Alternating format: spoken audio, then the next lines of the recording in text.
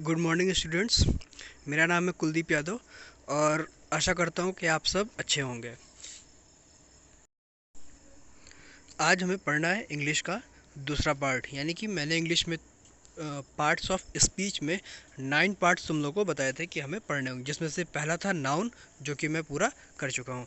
आज जो हम लोग दूसरा पढ़ेंगे वो है प्रोनाउन। तो प्रोनाउन वैसे बेसिकली होता क्या है?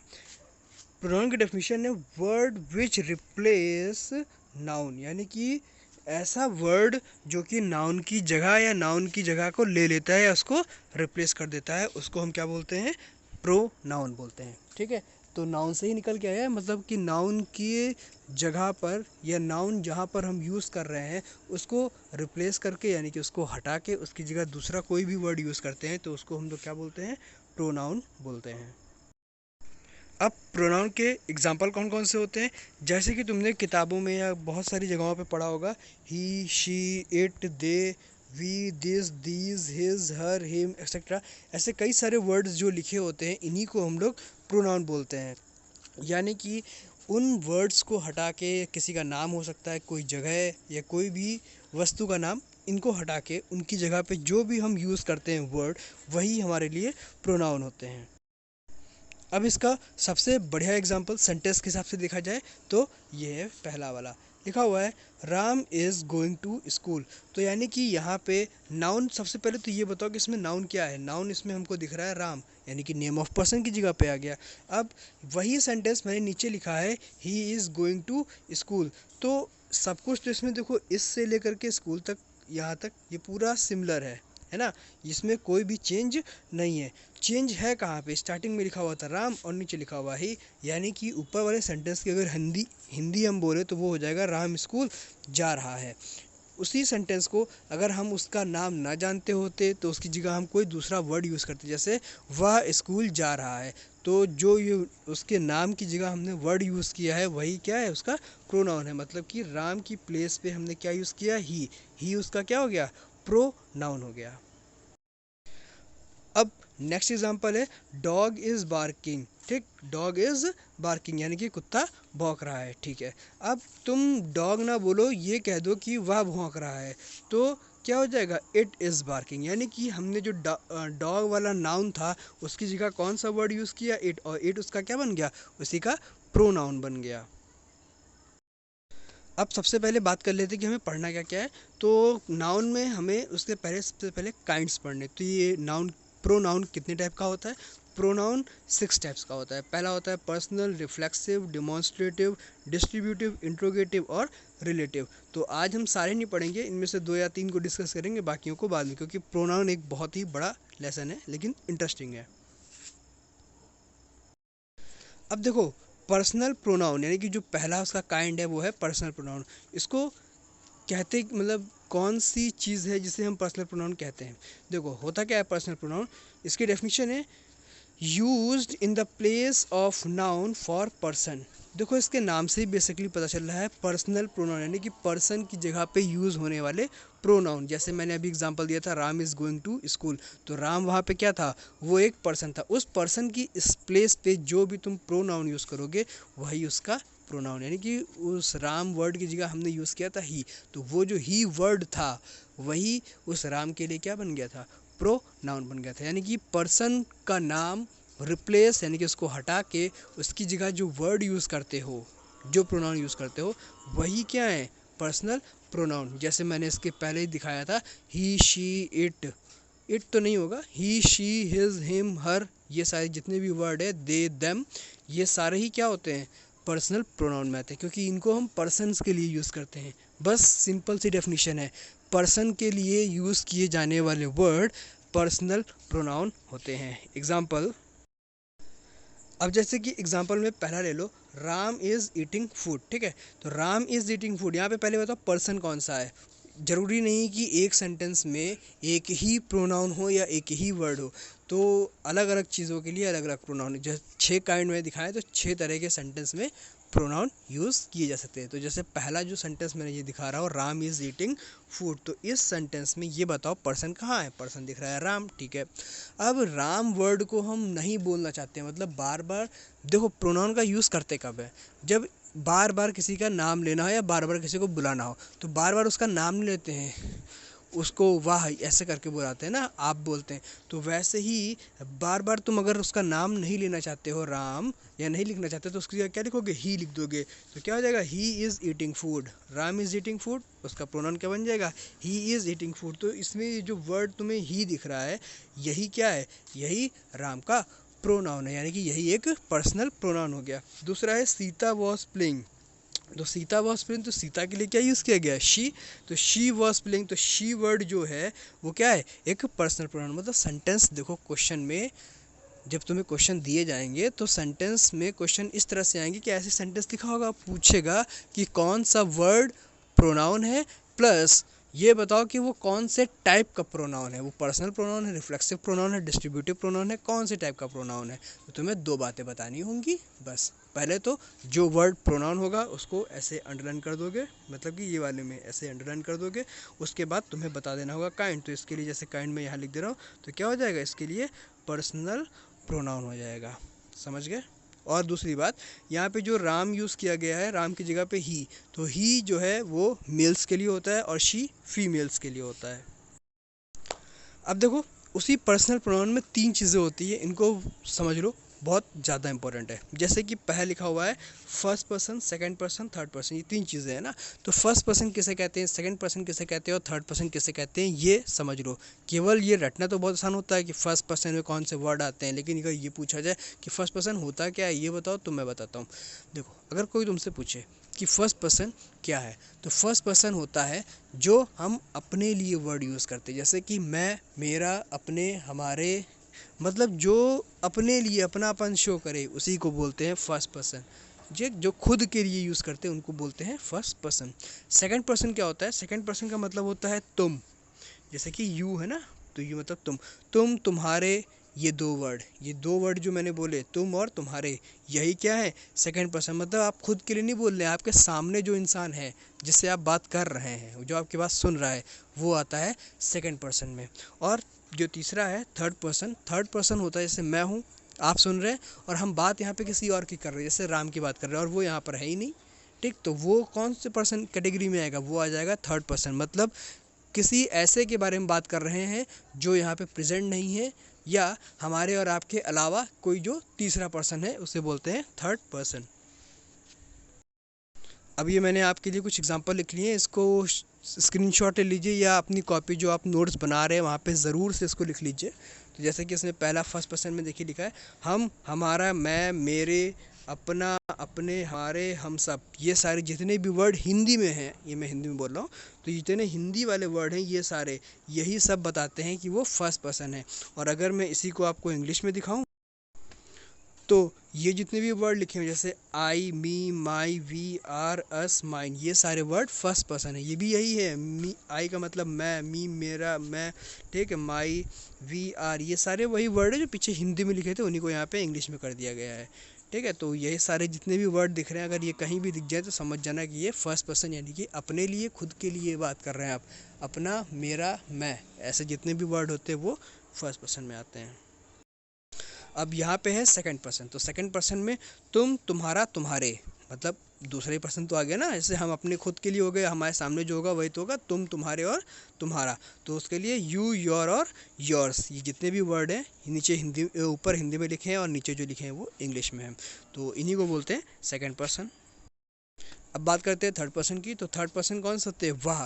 जैसे देखो, स्त्री के लिए भी हम वाह बोलते हैं और पुरुष के लिए भी वाह बोलते हैं, लेकिन इंग्लिश में जब उनको ट्रांसलेट करना होता है तो लड़कों के लिए अगर वाह बोला गया है तो उसको ही बोल देते हैं और लड़कियों के लिए इसको शी बोल देते हैं। इसीलिए मैंने वाह पुरुष के लिए भी लिखा है, वाह स्त्री के लिए भी लिखा हुआ है यहाँ पे, ये और ये, ठीक। इसके अलावा कौन से वर्ड हो सकते हैं, वे सब, उसका, उनका, उनके, उनकी, जितने भी ऐसे वर्ड हैं ये सारे आते हैं थर्ड पर्सन में।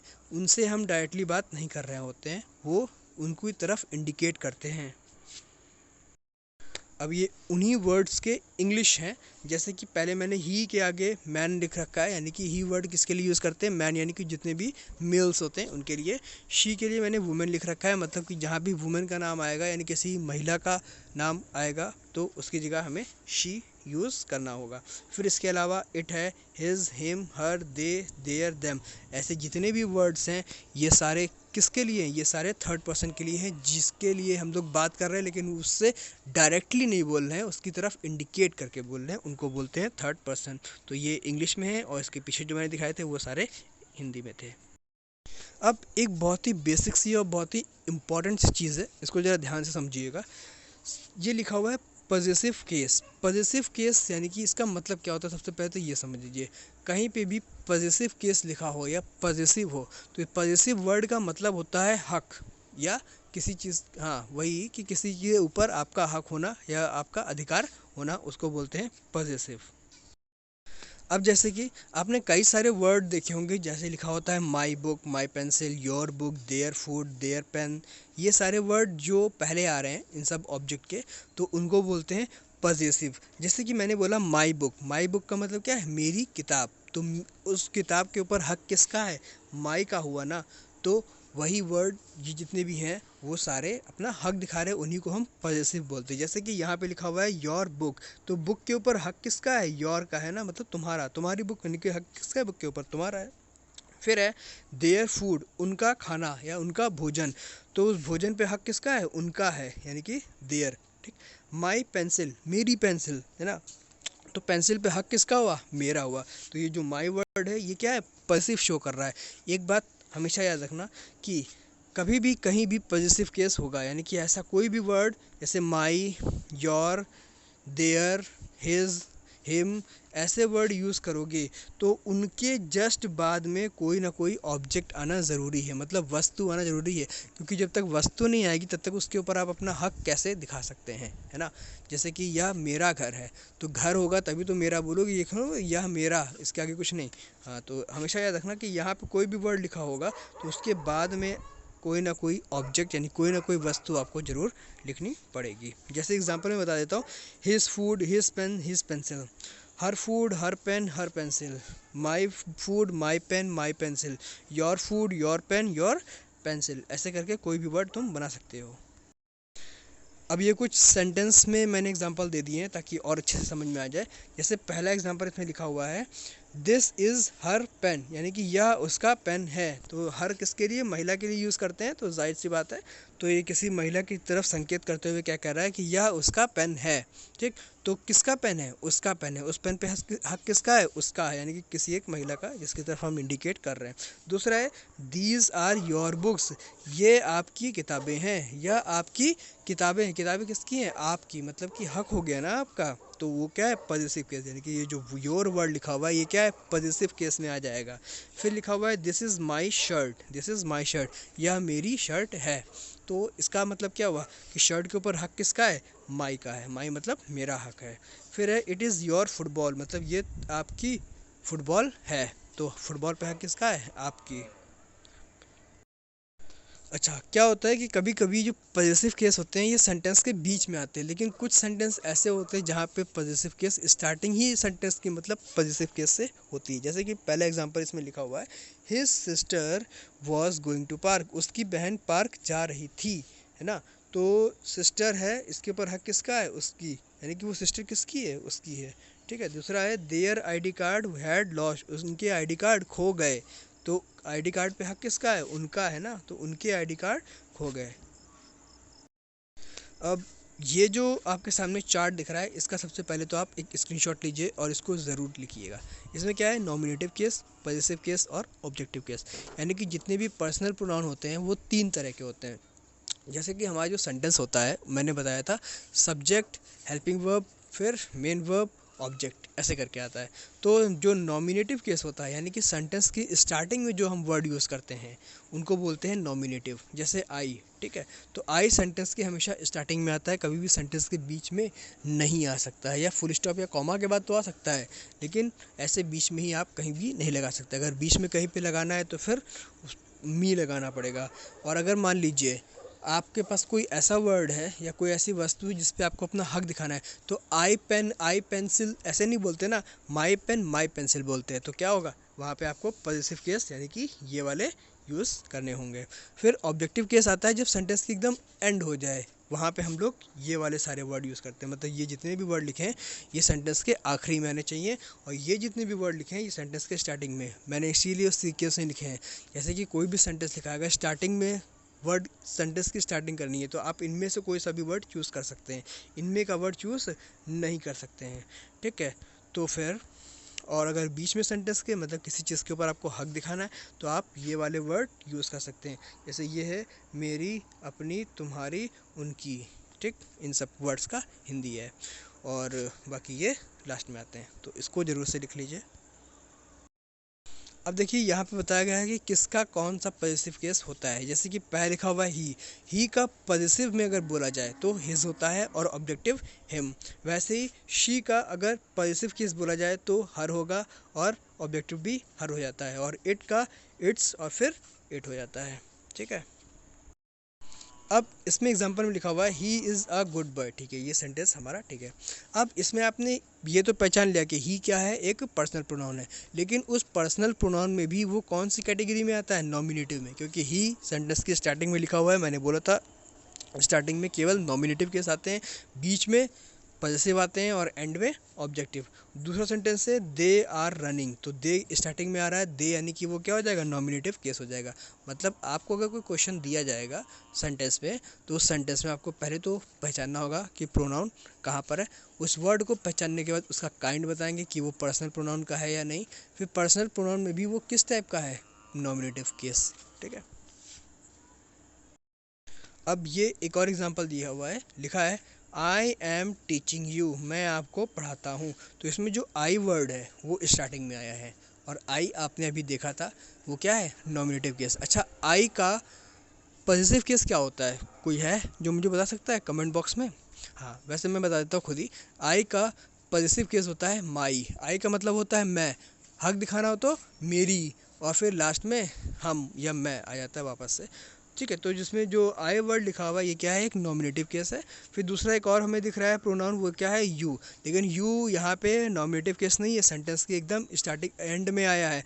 और ऑब्जेक्टिव केस जो होता है उसकी सबसे बढ़िया पहचान होती है कि उसके बाद में हमेशा फुल स्टॉप आता है, ठीक। सबसे बड़ी पहचान यही है इसकी। अब कुछ और एग्जांपल हैं, जैसे लिखा हुआ है I brush my teeth daily.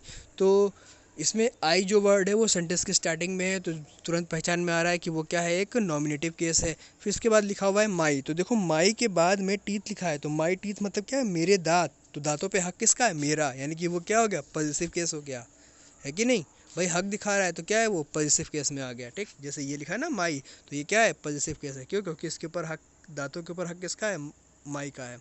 अगला वर्ड है he gave me a pen, he gave me a pen. तो इसमें ही वर्ड जो है ये आप मुझे बताइए किस क्या है, और मी वर्ड बताइए कि क्या है वो। तो मैं खुद बता देता हूँ, जो ही वर्ड लिखा है वो है एक नॉमिनेटिव केस, क्योंकि सेंटेंस की स्टार्टिंग में आ रहा है, और जो मी वर्ड है वो एक यहाँ पे ऑब्जेक्टिव है, क्योंकि इस मी वर्ड के बाद में कोई ऑब्जेक्ट नहीं आ रहा है। अब आप कह रहे होंगे पेन तो आ रहा है, नहीं, मी के जस्ट बाद में देखो ऑब्जेक्ट नहीं है, क्या लिखा हुआ है, आप पेन लिखा हुआ है, ठीक है, इसलिए ये पॉजिटिव नहीं है। जस्ट बाद में आना चाहिए, उसके पहले आर्टिकल या कोई भी उन दोनों के बीच में कोई वर्ड दूसरा नहीं आना चाहिए। अब जो सबसे इम्पोर्टेंट एग्जाम्पल है प्रोनाउन का वो है इट, ठीक। तो इट का यूज़ करना अगर आप सीख गए तो बहुत कुछ सीख जाएंगे। जैसे इट का यूज़ सबसे पहले कहाँ करते हैं, लाइफलेस चीज़ों पे करते हैं। कहाँ करते हैं, जहाँ भी लाइफलेस चीज़ें हो, यानी कि जो नॉन लिविंग यानी कि अजीवित वस्तुएं हैं, अजीवित हैं, उनके लिए हम लोग इट का यूज़ करते हैं। सबसे पहले एग्जाम्पल, इट इज़ समर, तो जो गर्मी हो रही है यानी कि क्या बोलते हैं, इट इज़ समर। अगला है it is my book, book क्या है, नॉन लिविंग है, तो क्या होगा, इट इज़ माई बुक। फिर अगला है इट इज़ वेरी इजी, कहते हैं ना इट इज़ वेरी, ये बहुत आसान है, तो यह जो है वो वर्ड क्या है, हमारी हुई चीज़ है ना, तो it is very easy. It का यूज़ एक जगह और भी करते हैं, वो है एनिमल और बर्ड। हाँ देखो मैं बताता हूँ, इट का यूज़ एनिमल और बर्ड के लिए इसलिए करते हैं क्योंकि एनिमल या बर्ड जो भी होते हैं उनका हमें ये नहीं पता होता कि वो मेल कैटेगरी में है या फीमेल कैटेगरी में, इसलिए उनके लिए हम लोग वर्ड यूज़ करते हैं इट, ठीक है। जैसे कि इट इज़ पिकॉक और इट इज़ वाइट टाइगर, तो इट क्या डिनोट कर रहा है, प्रोनाउन डिनोट कर रहा है। अच्छा, पहला काइंड हमने पढ़ा है पर्सनल प्रोनाउन, इस पर मैंने लिखना भूल गया, ये है हमारा सेकंड, यानी कि डिमॉन्स्ट्रेटिव प्रोनाउन, ठीक है। तो ये नंबर 2 है, पर्सनल प्रोनाउन खत्म हो गया। पर्सनल प्रोनाउन में केवल 3 चीज़ें थी, नॉमिनेटिव केस, पॉजिटिव केस और ऑब्जेक्टिव केस। अब अगला है डिमॉन्स्ट्रेटिव।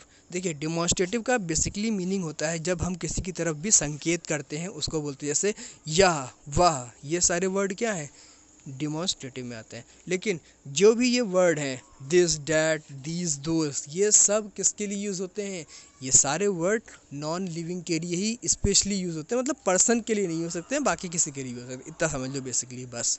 ठीक, क्या कि पर्सन के लिए यूज़ नहीं होंगे, मतलब कोई व्यक्ति अगर होगा तो उसके लिए हम दिस, डैट, दीज या दोज, ये चार वर्ड उस किसी भी पर्सन के लिए यूज़ नहीं कर सकते। हाँ, लिविंग में हाँ ये बोल सकते हैं कि फ्लावर अगर हैं, ठीक, जैसे फूल, तो एक पेड़ है या कुछ भी, तो ये लिविंग है, इनके लिए हम लोग यूज़ कर सकते हैं क्योंकि वो पर्सन नहीं है। पर्सन के लिए यूज़ नहीं करना है, बाकी आप किसी के लिए भी यूज़ कर सकते हैं। तो दिस, डैट का मतलब होता है या, दीज और दोस्त का मतलब होता है ये। अब ये मैंने 4 एग्जांपल आपके लिए लिख के रखे हुए हैं। पहला है दिस इज़ अ पेन, यानी कि यह एक पेन है। दीज आर बुक्स, ये किताबें हैं। That is the red fort, और लास्ट है दोज आर फ्लावर्स। तो इसमें जो सबसे इम्पोर्टेंट बात है वो आप जान लीजिए।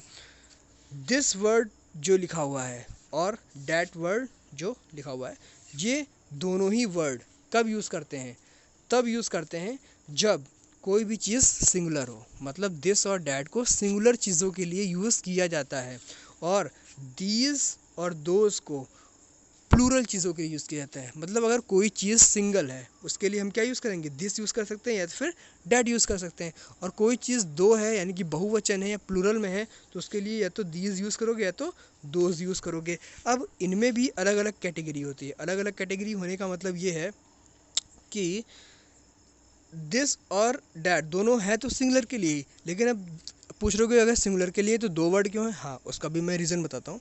दिस का यूज़ करते हैं जब कोई भी चीज़ हमारे पास में रखी हो तो उसको बोलते हैं दिस, और वही चीज़ सिंगुलर है लेकिन अगर आपसे दूर हो जाए तो आप क्या बोलेंगे, डैट बोलेंगे। वैसे ही है दीज और दोज में, अगर कई सारी चीज़ें हैं और आपके पास में है तो आप यूज़ करेंगे दीज आर बुक्स, मतलब किताबें आपके पास में हैं, और दोज आर फ्लावर्स मतलब कि वो फूल आपसे दूर है।